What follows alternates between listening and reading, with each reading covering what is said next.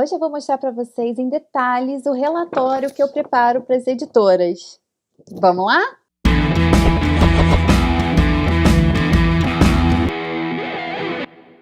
Oi, gente! Bem-vindos de volta! Eu sou a Nathalie Guerart e esse aqui é o Natividade, nosso canal para falar de tradução, mercado editorial, livros e outras coisas mais. Hoje eu quero falar com vocês um pouco sobre o relatório de tradução que eu preparo para as editoras e do qual eu já falei algumas vezes aqui no canal, sempre citando, eu coloquei isso no meu relatório. Então hoje eu vou falar sobre isso. Eu quero explicar para vocês um pouco o que me levou a criar esse relatório, que eu considero uma ferramenta muito útil para todas as etapas do processo editorial. Afinal, a tradução é a primeira, como vocês viram naquela série de vídeos que eu fiz sobre todo o processo editorial, o caminho desde o tradutor ou autor até chegar no leitor. Eu vou deixar o link aqui embaixo e um card para vocês. O que me levou a criar esse relatório foram 3 motivos. O primeiro é que o nosso trabalho é muito solitário. A gente não tem um diálogo muito direto com o editor e principalmente com as outras pessoas envolvidas no processo do livro. Então eu sentia falta de me comunicar com essas pessoas. Então, eu criei esse relatório justamente para colocar os pontos que eu considerava muito importantes nesse relatório. Até porque, muitas vezes, a gente se depara com um enorme desafio que a gente fica quebrando a cabeça para resolver, a gente pesquisa em sites, em livros e tal, e de repente, o editor não tem ideia de todo esse trabalho que a gente teve, nem o copy, e vão lá, mudam o que a gente colocou e fazem uma mudança algumas vezes equivocada e que acaba anulando todo o efeito que a gente tentou conseguir para aquele trecho. Um outro motivo também são detalhes de padronização e tudo que às vezes não estão previstos no relatório, no guia de estilo, e a gente coloca no relatório também. O segundo motivo é o seguinte: eu já trabalhei como editora durante muitos anos, já falei aqui para vocês. Eu adoraria receber um relatório assim que já apontasse para mim de uma maneira resumida os pontos que exigiriam uma maior atenção ou um maior cuidado. Então eu entrego o trabalho da maneira como eu gostaria de ter recebido. E o terceiro motivo é que pode demorar muito entre uma tradução ser entregue e ela ser efetivamente lançada no mercado e partir para as outras etapas editoriais para realmente seguir para o lançamento. Isso pode acontecer por vários motivos, às vezes até a mudança de um editor. Já aconteceu comigo de uma pessoa passar a tradução para mim, eu entregar para uma segunda pessoa, porque essa primeira foi embora, e quando o livro foi lançado, nem a segunda estava lá também. Então eu acho que você mandando um relatório com o livro é uma chance de, se houver mudanças de editor e de profissionais, mesmo que eles não me conheçam como tradutora, eles já têm aqui uma amostra do meu trabalho. Mas então, sem mais delongas, vamos ao relatório. Então, gente, eu começo aqui, eu fiz tipo um papel timbrado, já botando o nome da minha empresa, que é a Calliope Soluções Editoriais, e coloco aqui, nesse caso aqui, eu coloquei relatório preliminar de tradução, porque eu fiz 2 entregas, então depois eu esqueci de colocar aqui o relatório final. Mas esse aqui já é o final, tá? Eu imprimi aqui o final. Então, eu escolhi o relatório de um livro que foi muito desafiador para mim por vários motivos, que foi esse aqui: A Mulher do Oficial Nazista. E ele foi muito desafiador para mim, tanto em termos emocionais quanto profissionais, porque essa daqui é uma biografia. Biografias são desafiadoras, e principalmente uma que se passa na Segunda Guerra Mundial, a história de como que uma judia sobreviveu ao Holocausto, casando-se com um oficial nazista, né, fingindo que ela era uma alemã. Então, eu vou fazer depois uma resenha sobre esse livro já para o próximo vídeo. Então, aproveitem para se inscrever no canal e ativar o sininho para vocês saberem quando eu vou lançar a resenha desse livro e falar um pouco sobre a tradução. Então, eu começo aqui com as informações do livro, né, o título original, o título que vai ficar. Aqui, quando a editora não me informa o título, eu coloco algumas sugestões de título. Gente, eu confesso para vocês que eu não sou boa em título. Dificilmente um título que eu sugiro faço, a não ser que seja muito, muito óbvio. Mas eu faço vários comentários sobre o título. Eu faço uma breve introdução, tipo material que eu usei de consulta. Nesse caso aqui, eu coloquei que eu usei para me familiarizar com o tempo. Eu reli o Diário de Anne Frank, eu li Depois de Auschwitz e As Espiãs do Dia D. E consultei livros de história e sites especializados. No item 3, eu coloco aqui os dados sobre o trabalho, tipo, quantas laudas teve, eu apaguei aqui, né? Quanto que eu recebo por lauda, que eu também apaguei aqui, né?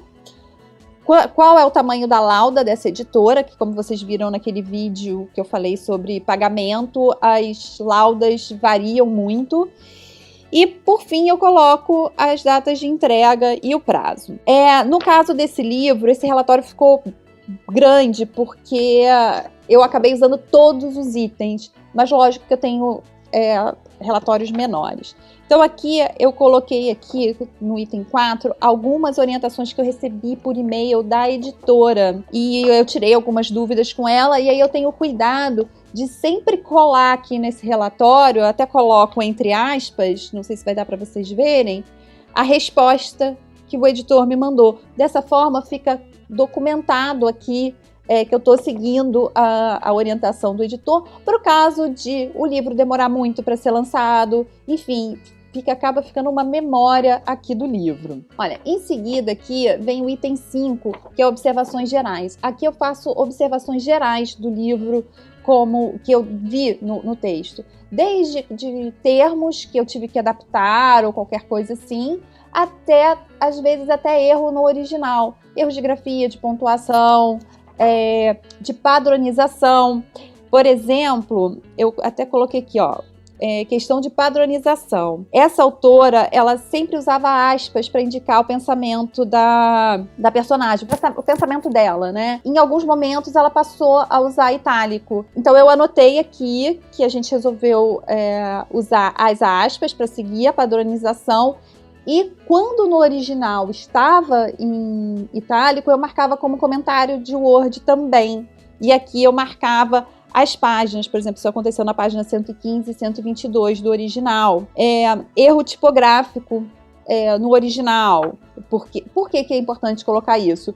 Porque quando eu fui pesquisar, eu vi que estava errado. Tava escrito Habsburg e é Habsburg, é com B e não com P. Aí eu fiz a pesquisa, eu vi como que era o correto e corrigi. Aí imagina a pessoa que está fazendo cotejo. Vai lá, fala assim, poxa, ela trocou o P pelo B e aí volta para o erro tipográfico. Então, você colocando aqui no relatório, você parte do princípio que as pessoas vão ler e aí vão manter a correção para o erro tipográfico não ser reproduzido aqui. Aqui interessante, nesse livro aqui, a autora usou uma palavra Yiddish, de Yiddish, que é bruxa, com CH. Ela significa prece ou bênção. E eu preferi colocar em português, porque bruxa com CH fica parecendo bruxa escrito errado, mesmo estando em itálico. Eu achei que poderia causar um ruído, e aí eu coloquei aqui no meu relatório. Lógico que é uma decisão pessoal, é uma opinião. Então eu coloco aqui no relatório, e se a editora concordar, ela mantém. Se ela não concordar, ela pode mudar, mas já está ali um ponto de atenção. No capítulo 3, o título do capítulo tinha a palavra girl, no sentido de namorada. E aí eu pensei assim, vou botar a garota de Pepe, que era o nome do personagem. E aí eu fiquei naquela assim... porque era assim, olha, capítulo 3, ficou a namorada obediente de Pepe Rosenfeld, né? E aí tava como girl, só a garota. E aí eu achei que, como ela era uma namorada séria dele, eles, enfim, quase casaram e tal, eu achei melhor colocar a namorada do que simplesmente a garota. E coloquei isso no relatório e parece que a editora concordou. Aí tem várias coisinhas de erro tipográfico, uso de aspas, de novo, de tradução, enfim. Aí aqui, no item 6, eu coloco padronizações gerais e traduções de alguns termos. Aqui eu coloco um resumo do guia de estilo. Lembra do meu vídeo sobre guia de estilo, da importância de seguir? Vou deixar o card aqui para vocês e o link aqui embaixo. Aqui eu faço um resumo para essa editora. Então, por exemplo, aqui as formas de tratamento, senhor, senhora, abreviado, são em caixa baixa. Então, quando eu vou pegar um livro dessa editora, que é a HarperCollins, tá aqui, eu já sei que eu vou usar em caixa baixa e alta, só de eu pegar esse modelo de relatório. Isso aqui já fica no relatório, no meu modelo, né? Eu tenho um modelo para cada editora. Aí aqui eu tenho aqui, por exemplo, palavras estrangeiras em itálico, a não ser quando elas já são, enfim, de uso corrente aqui, como resort, enfim. Nesse livro especificamente, eu fiz um campo sobre topônimos, porque eles citam muitos países. E aí, o que eu fiz aqui? Nessa coluna, até para facilitar, os termos que já tinham, que tem tradução consagrada em português, eu botei em azul. E os que estão em marronzinho, assim, são os que mantém no original, né? E tem muitos, né? Porque ela viaja muito por todos aqueles lugares e tudo, então tá aqui para já facilitar o trabalho da editora e ver que realmente houve uma pesquisa, porque isso até foi uma das coisas que me levou a criar alguns campos nesse relatório, foi que uma amiga minha querida, que é copy, falou assim, eu pesquiso tudo de novo, porque eu não confio que o tradutor fez esse trabalho. E aí eu fiquei pensando, eu já tinha o relatório, mas eu fiquei pensando assim, nossa gente, eu tenho o maior trabalho de pesquisar para ver como que aparece, por exemplo, topônimo, nome de obras, por exemplo, filme, livros e tal. Aí eu vou lá, procuro, enfim, nas fontes confiáveis, né? E aí acho lá, não, esse livro aqui foi traduzido para o português com esse título. Coloco lá. E aí depois o copy vai e faz a mesma coisa. Então, para evitar esse retrabalho, eu coloco aqui as fontes que eu pesquisei. Então aqui, quer ver? Vou até mostrar até um pouquinho antes. Peraí. Aqui tá no item 10, ó. Que aí eu já vou falar do item 10, depois eu não falo mais dele. São obras citadas no livro. Então aqui, por exemplo, tem uma obra que era até em alemão, tá? E aí tinha obra em português. Então eu botei a obra em português e botei o link da onde que eu achei, que foi no Scooby. Foi no site do Scooby que eu botei aqui. Então eu já coloco isso no relatório para facilitar o trabalho do copy e do editor, tá? Então voltando aqui para o item. Aqui eu falo um pouco de falas e diálogos. Quando era fala isolada, por exemplo, ela só tá falando assim, ele falou isso, eu usava aspas, mas quando era diálogo mesmo eu usei o travessão. O item 9 é muito legal. Não aparece em todos os livros, tá? São adaptações que às vezes são necessárias para a gente evitar nota de rodapé, até porque as editoras de livro comercial pedem para a gente evitar ao máximo nota de rodapé. Então, o que eu faço? Aqui eu coloco o trecho em inglês, aqui eu coloco a adaptação e aqui eu boto uma observação por que eu fiz isso.